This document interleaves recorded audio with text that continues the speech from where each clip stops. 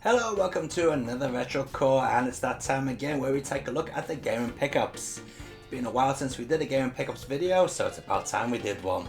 Now, I must apologize about my voice. I've picked up a bit of a cold the last 2 days or so. What happened when I decided to do a video live on camera? Oh well, never mind. But on the plus side, this video should stay in focus because finally I've managed to get my phone connected to the camera so I can actually see if it's in focus or not, by just looking at the phone screen, which makes a big change because I have noticed that a few of the videos that I've done to camera are out of focus. Hopefully this one won't be. Okay, so I've been receiving quite a few emails from you guys over the last couple of weeks, well basically since Christmas, and you guys have bought quite a lot of stuff, so we're going to take a look at that later on at the end of the video, along with the most recent Patreon giveaway. So that's something to look forward to for one lucky winner. But first, let's take a look at all the stuff which I've picked up over the last couple of weeks. Now, unusual for me, there isn't actually any retro games this time round, which is kind of unusual, but I do have some new games. So let's take a look at those. So first up, we've got Just Cause 4 for the Xbox One X, or Xbox One. I'm playing on the Xbox One X, and yes, it's a fairly decent game. You all know the story with this. Talk about stories, it's got a lame story for sure, this game has, but it's all about the physics and the fun you can have with just basically causing chaos in the game. For the story, it's a load of rubbish, but for pure fun and chaos, it's a pretty good game. It runs at a fairly good frame rate. It's in 4K, and yeah, it's a good laugh, but it won't last you that long. But still worth picking up if you can get it cheap. Another game I picked up recently on the Xbox One X is this. This is Kingdom Hearts 3. Now, this game is absolutely amazing. I have basically fell in love with this game. I started playing it 3 days ago, and I'm already about 15 hours into it, and I'm just amazed at the quality of the game. Gameplay wise, it is a little bit old school. I do feel that the gameplay hasn't really evolved much since Kingdom Hearts 2, which appeared on the PlayStation 2 originally. But graphically, this is outstanding. I mean, the Toy Story section on this looks almost as good as the movie. In fact, in some cases you would think it was the Toy Story movie, that's how good it looks.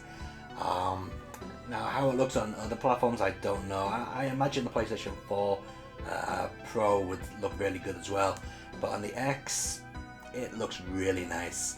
Unfortunately, it does have a bit of a frame rate issue on all systems. On the X, you can get it into 4K, but the frame rate usually dips between 50 and 60 frames per second, so it's not a locked 60 frames per second. It does have a locked 30 frames per second mode, but again, the frame pacing is a bit off on it, so people who are really sensitive may notice some jitters, but for the average person, you probably won't notice too much. I just keep it unlocked, and yes, I do notice a little drop in frame rates here and there, but to be honest, it doesn't bother me. I mean, I'm not going to go all Digital Foundry and say, ooh, it dropped a frame, so shit, my gameplay's ruined. No, it's not. It's still very good fun. Alright, so if you've got a PlayStation 4 or an Xbox, definitely pick up this Kingdom Hearts 3. In fact, this is that good, I've had so much fun with it, that I haven't even opened the next game, which is Resident Evil 2. Excuse me. Again, on the Xbox One X I'm playing this, but as you can see, it's still sealed. That's how much fun I'm having with this thing. I haven't even opened this one yet, but I did play the demo and I did like what I saw, so maybe I'll open this tomorrow. We got another public holiday here in Japan on Monday, so I might open this tomorrow and get stuck into it. Maybe by that time I may have completed most of the stages in Kingdom Hearts, so I'm looking forward to that. Unfortunately, because I live in Japan, I imported this because the Japanese version is censored unless you get the Z version, and I can't find that anywhere, so I imported the European version. And on the back, it says the language is French, but the audio is English. So I'm hoping it's got English text on it as well. Otherwise I'm going to be playing it with French text, but it does have English audio on it. Strange thing is, it was actually from the UK. The address is London. So yeah, that's a kind of a weird one. Alright. And also game related, but not actually a game as such. I got a new movie. This just came out in Japan about a week ago on Blu-ray.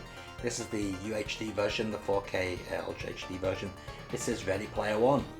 Now, I didn't go to see this in the cinema because I thought it's not going to be a good movie. And to be honest, I watched it and I don't think it's a good movie.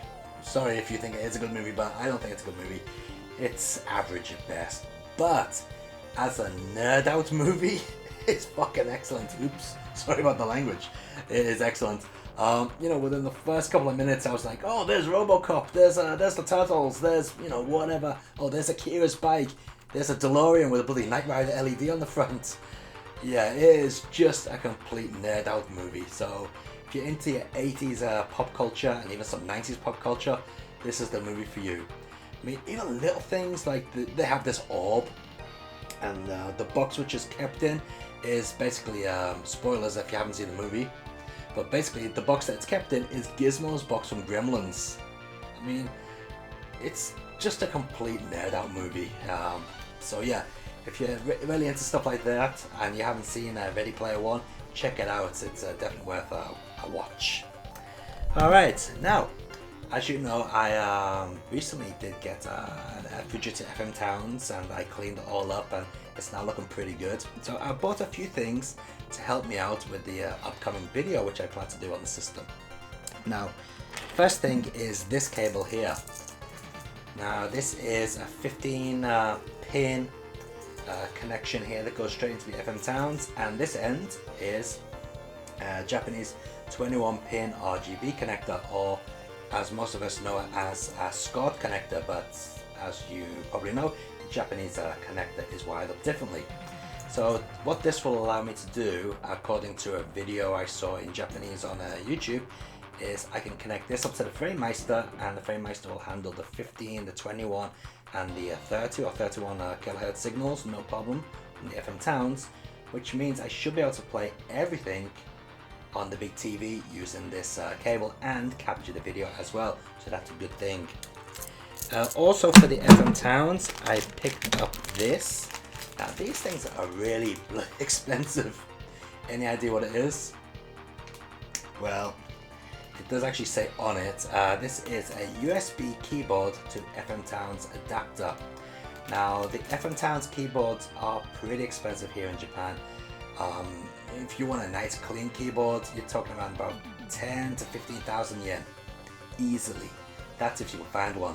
Usually they're a bit dirty and maybe they got like a key missing or something wrong with them, and even then they cost around about 6,000 to 8,000 yen. So I thought, I'm not going to pay that much money for a knackered old keyboard, so I'll get one of these USB adapters for 8,000 yen and just use a normal PC style USB keyboard on the FM Towns.